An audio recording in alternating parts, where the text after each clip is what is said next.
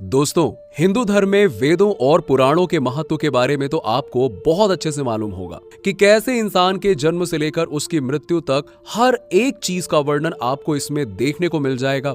इंसान के जीवन के हर एक पहलू से जुड़े सारे सवालों के जवाब हमें वेदों और पुराणों में देखने को मिलते हैं। लेकिन क्या आपको मालूम है कि एक ऐसा पुराण भी मौजूद है जिसमें भविष्य की सभी घटनाओं का जिक्र है? जी हाँ, हम बात कर रहे हैं भविष्य पुराण के बारे में, जहां वेदव्यास के द्वारा लिखी गई भविष्य पुराण में न केवल हिंदू धर्म के बारे में बल्कि ईसा मसीह और मोहम्मद के जन्म से पहले ही ईसाई और इस्लाम धर्म से जुड़ी हर उस महत्वपूर्ण बात को लिखा गया है जिसे सुनकर आपके होश उड़ जाएंगे। तो क्या है भविष्य पुराण और क्यों इसे इतना ज्यादा सच माना जा रहा है? आज हम बताने वाले हैं ये सारी चीजें इस वीडियो में, तो इस वीडियो को छोड़कर कहीं मत जाइएगा क्योंकि ये भविष्य पुराण वाकई में आपके होश उड़ा देगा। दोस्तों, वेदव्यास द्वारा लिखी गई भविष्य पुराण में ये बताया गया है कि एक समय पर जब हिंदुस्तान की सीमा हिंदुकुश पर्वत तक थी, तब वहाँ प्रसिद्ध शिव मंदिर हुआ करता था और मान्यताओं के अनुसार ये कहा जाता है कि एक बार एक संत हिंदुकुश पर्वत पर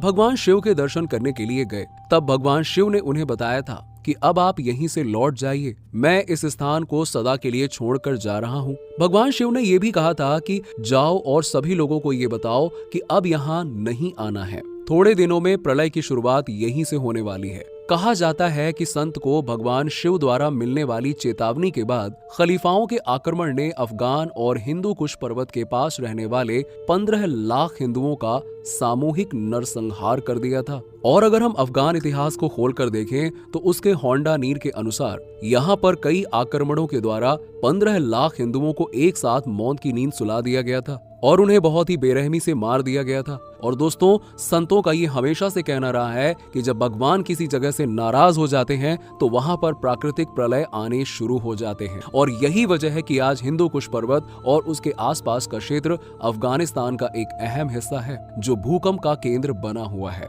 जहां भूकंप की कोई गिनती नहीं होती है, किसी न किसी तरीके से यहाँ पे भूकंप आता ही रहता है और यहाँ की जमीन को उजाड़ कर खंडहर बनाकर चला जाता है। और यहाँ रहना मौत को न्योता देने के बराबर लगता है, क्योंकि कब भूकंप आकर लोगों के घरों को, उनकी जिंदगियों को तबाह कर दे, किसी को नहीं पता होता है। और ये तो कुछ भी नहीं है। भविष्य पुराण में हिंदू धर्म से जुड़े हुए कई सारी अहम बातें बताई गई हैं, लेकिन इसमें उन धर्मों का भी जिक्र किया गया है जो हिंदू धर्म और उसके वेद पुराणों को सिरे से नकार देते हैं। अब जैसे कि आप इस्लाम धर्म को देख लीजिए, जहां भविष्य पुराण में इस्लाम धर्म के बारे में मोहम्मद के जन्म से कई हजार साल पहले ही बता दिया गया था। अब जैसे आप इस्लाम धर्म को ही देख लीजिए, जहां भविष्य पुराण में इस्लाम धर्म के बारे में मोहम्मद के जन्म से कई हजार सालों पहले ही बता दिया गया था। आप जब भविष्य पुराण के खंड 3 को खोलकर देखेंगे तो उसमें यह साफ साफ लिखा है कि रेगिस्तान की धरती पर एक व्यक्ति का जन्म होगा जिसका नाम मोहम्मद होगा। वो एक ऐसे धर्म की नींव रखेगा जिसके कारण मानव जाति त्राही त्राही कर उठेगी। वो असुर काल सभी मानवों को समाप्त करने की चेष्टा करेगा।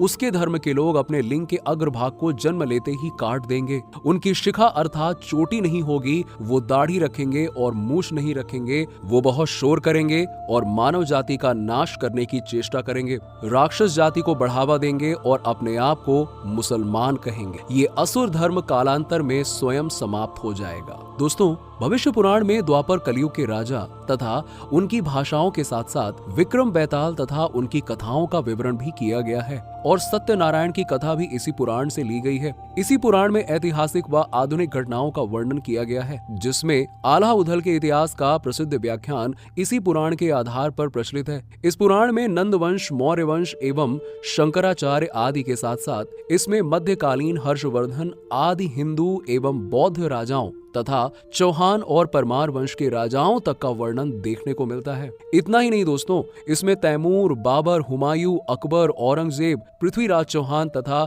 छत्रपति शिवाजी के बारे में भी स्पष्ट उल्लेख किया गया है। हजारों साल पहले लिखे गए इस पुराण में हमारे इतिहास की हर एक बात लिखी गई है, जिसे हमने समय समय पर सच होते हुए भी देखा है। श्रीमद् भागवत पुराण के प्रथम अध्याय में भी वंश का वर्णन देखने को मिलता है, जिससे आप इस बात का अंदाजा लगा सकते हैं कि भविष्य भविष्य पुराण कितना ज्यादा ताकतवर है और इसमें लिखी गई बातें कितनी ज्यादा महत्वपूर्ण और सच्ची हैं, जिसको मानने वाले लोग भविष्य पुराण को पत्थर की लकीर मानकर चलते हैं। और जब आप भी भविष्य पुराण का अध्ययन करना शुरू करेंगे ना, तो आपको ये एहसास होगा कि ये कितनी शक्तिशाली चीज है। वैसे दोस्तों, जब हम इस्लाम धर्म की बात कर ही रहे हैं, तो क्या कभी आपने ये सोचने की कोशिश करी है कि क्यों अरब देश के मुसलमान भारत पाकिस्तान जैसे देशों में रहने वाले मुसलमानों को नकली मुसलमान कहते हैं? जी हाँ दोस्तों, अरब के मुसलमानों का मानना है कि पैगंबर मोहम्मद के असली वंशज उन्हीं के देशवासी हैं, यहाँ तक कि वो पाकिस्तान को इस्लामी देश मानते ही नहीं हैं। उनके मुताबिक पाकिस्तान और बांग्लादेश के जैसे देश के लोग जो हैं वो मुसलमान नहीं हैं। ये वो लोग हैं जिन्होंने हिंदू धर्म को छोड़कर मुस्लिम धर्म को अपनाया है, लिहाजा ये मुस्लिम नहीं है। अब देश के मुसलमानों का कहना है कि इन देशों में रहने वाले मुसलमान दरअसल हिंदू मुस्लिम हैं। अब के लोग भारत, पाकिस्तान और बांग्लादेश के मुसलमानों को हिंदू मुस्लिम के नाम से जानते हैं, जिसका ये मतलब है कि इन्हें निचले दर्जे का मुसलमान माना जाता है। और ये विचार केवल अरब के लोगों का नहीं है, बल्कि पूरे खाड़ी के देश के आम नागरिक पाकिस्तान को अपना गुलाम समझते हैं, जिसका जिक्र एक पाकिस्तान के पत्रकार ने अपने ट्विटर पर किया है। और ये खबर उस समय आई जब भारतीय उपमहाद्वीप में बसे मुसलमान, खास करके भारत में खुद को मुस्लिम दिखाने के लिए इस्लाम से जुड़े प्रतीक चिन्ह और भारतीय संस्कृति और सभ्यता का अपमान करने वाले बाहरी आक्रमणकारियों को श्रेष्ठ दिखा रहे हैं। फिर चाहे बात इस्लामिक पहनावे की हो या फिर 3 तलाक जैसे इस्लामिक रीति रिवाज को लेकर वो खुद का दिखावा करके यहाँ की मूल संस्कृति और सभ्यता, संस्कार आदि के विपरीत जाने की होड़ में शामिल रहना चाहते हैं। ये बात यहाँ के मुसलमानों के लिए भले ही कड़वा घूंट हो, लेकिन पाकिस्तान का पढ़ा लिखा तबका इस बात को काफी हद तक स्वीकार भी कर चुका है, जो इस बात को साफ कहते हैं कि आज भले ही हम मुसलमान हैं, लेकिन हमारे पूर्वज हिंदू थे। हम सनातन धर्म से ही ताल्लुक रखते हैं, हमारे बाप दादा कन्वर्ट हुए हैं, जिसकी वजह से हम आज मुसलमान हैं। यहाँ तक कि अभी कुछ दिनों पहले ही पाकिस्तान के मशहूर सामाजिक कार्यकर्ता और पत्रकार फौजिया शाहिद ने स्वीकार करते हुए ये कहा था कि हम लोगों को ये नहीं भूलना चाहिए कि हम मुसलमान बने हैं। भारत, पाकिस्तान और बांग्लादेश के मुसलमान अपने आप को अरब का वंशज मानते हैं और अपने आप को अरबी दिखाने के जुनून में लगे रहते हैं, लेकिन 50 साल किसी अरब देश में नौकरी करने पर भी यहाँ के मुसलमान को नागरिकता नहीं मिलती। और इतना ही नहीं, यहाँ का मुसलमान अरबी मुसलमानों से शादी तक भी नहीं कर सकता, और अगर किसी ने ऐसा करने की कोशिश की तो उसे मार दिया जाएगा। और दोस्तों, अगर इतिहास के पन्नों को खोलकर देखा जाए तो आज से लगभग 1200 साल पहले मुसलमानों ने संगठित होकर आर्यवर्त पर हमला कर दिया था, और इन 1200 सालों में उन्होंने सफलता ना पाई हो, लेकिन वो आर्यवर्त पर काफी बड़ा असर डालने में सफल हुए थे।